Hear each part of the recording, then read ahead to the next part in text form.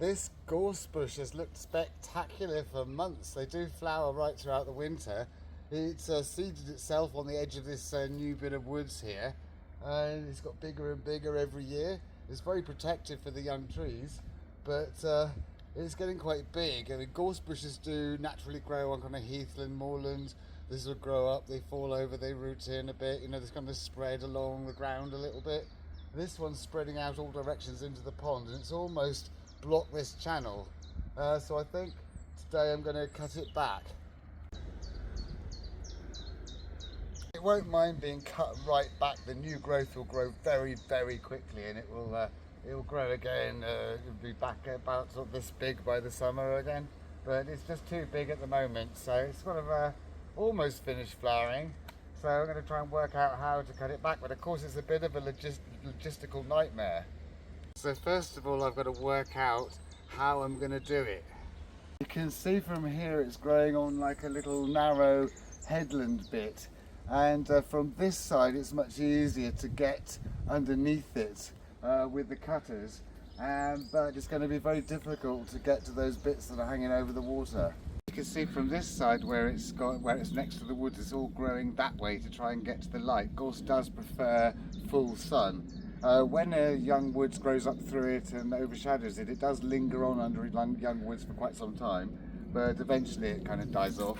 So what I can do is lengthen my cutters out here and try and get some of these big bits off here. Now, see, look at the size of these prickles on this gorse bush here. They're very unpleasant, and I haven't got any gardening gloves at the moment, so I'm going to have to make just a pile of it and pick it up with the long handle cutters there.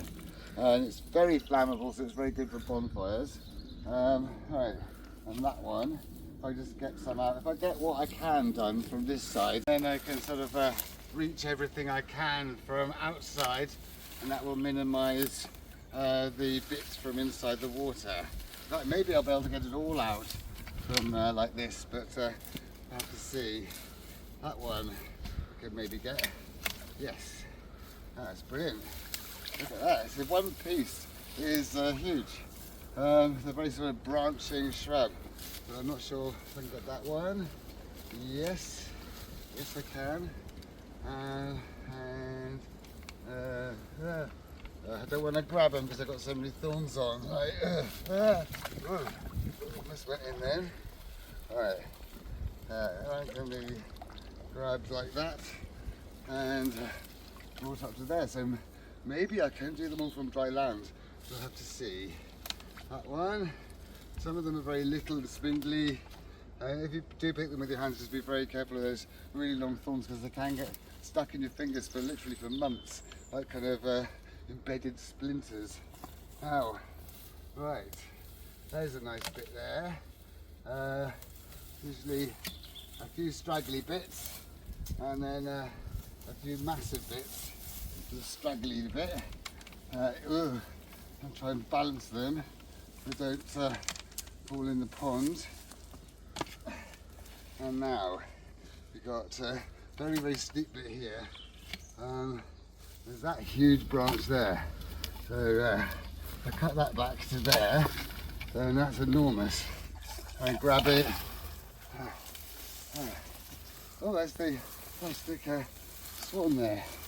Oops. Right, that's tangled in that bit. So I'll cut that bit off. And see if I can grab that bit there.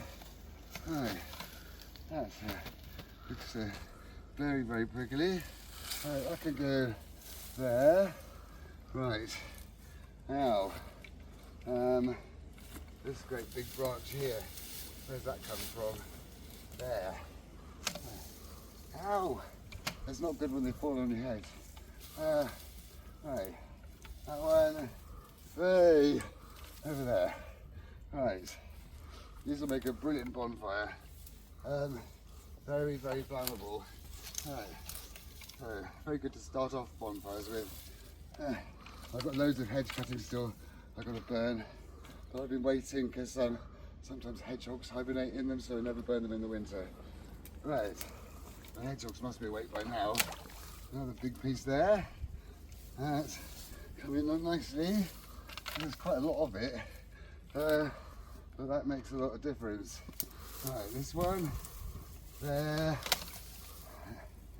Right, lovely. I'm really cutting it to about sort of 6 inches, 8 inches a foot, something like that. That's a huge bit. Sometimes the very bottom of the branches doesn't have any prickles, but here I've blocked the footpath that way, so I'm going to have to carry all this stuff that way around, but it's about the same either way, so it doesn't matter too much. And there's just after I've removed this little one here, there's a really huge one just here.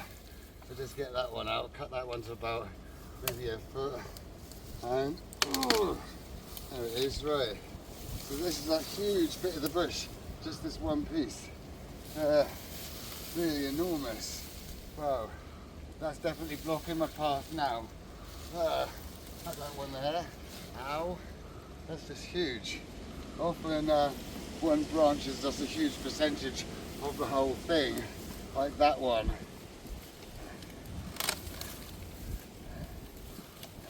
You can see as I get through it that the leaves underneath are all dead, underneath the gorse bush. This is because they're not getting any light, because the light's all being used by these outer ones, so any leaves below die, but they still linger on as thorns for years.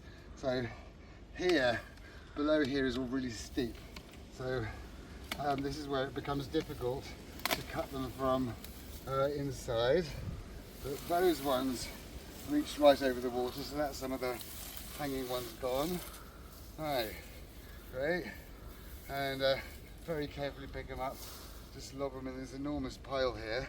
It's looking very different here already, but of course this does grow back extremely quickly. So here we've got a really big bit. Right, there we are. That's another huge branch hanging right over the pond. Whoa! And I think I might be able to get all of it without having to go in the pond. That would be really good. Another really quite big bit. So, and gorse is native to here, but it is an invasive weed in lots of parts of the world. It's in Canada, New Zealand, India, loads of places where it's an invasive weed, but here it's a native, but still quite invasive native. Seeds itself very easily on grass or heathland, moorland, and is a necessary stage in reforestation, because then little trees seed into it and it protects them. So gorse forest, then shrub tree forest like hawthorns, and then the bigger trees after that. So it's part of the sequence, the gorse stage. Whoa, that's a big bit. Wow, look at that. That could go up there, and now we're just left with a few. So, whoa, certainly haven't got the big high gorse bush here now. Right, okay, that one I can get, and I think the next ones, well, I can get that one there, and that one there. Now that's probably all I can reach comfortably from the land, because all this is very steep here. So now let's go in and do the other ones. Ow, that's quite prickly with all these gorse prickles everywhere. If I just lob a welly over there and one over there, and perhaps just cut that branch off so I haven't got to go through this one prickly branch here, and I'll hook these up here so they don't fall into the water. Maybe hook it to that one, and then very carefully, ow, try not to sit on prickles, whoa, and go in there. Oh, see all the prickles stuck to my finger. Nasty things. Got to pull them out carefully, because bits stay in, they just can stay in for months.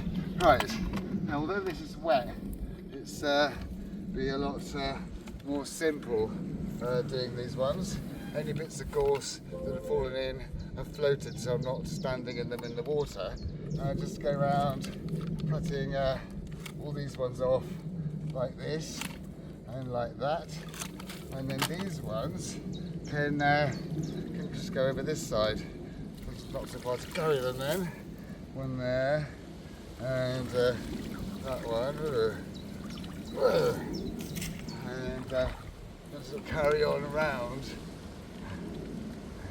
Almost there, just that one, and that one, and that one, and that one. I think that's it. Yes, and they can just drift off that way, and somebody cut that bit back, and that bit back, and a couple of these leggy bits. Now this, everywhere I've cut these, shoots will grow really, really quickly, and this will be a big bush again, but that just stops it hanging over the water so much. And look how much water I've got now. So that's really, really good. So just drag these in one lump, and stick them up there. And there's a few more bits here. These little prickly bits, just chuck them up there, and that bit up there, and just loads of gorse prickles everywhere. I think those ones. And right, now I get this here and put that up there. Whoa. And I just drag these bits. If I could get up here, right, and put these in a nice tidy pile. So if I just lob them on top of one of these piles of hedge sticks here, and hopefully I'll find where my gardener gloves are before I move these. Right, and they could go over here like that, and then these ones. That's it looks very fierce and prickly, but it doesn't take all that long. So that's great. It's that one as well, and shorten these down again, put them away. Whoa. I hope you like today's video. If you did, please like and subscribe. If you if you press the little me, which is somewhere down there, then you can see all my other videos. And if you have any questions, please ask. And I shall see you next time.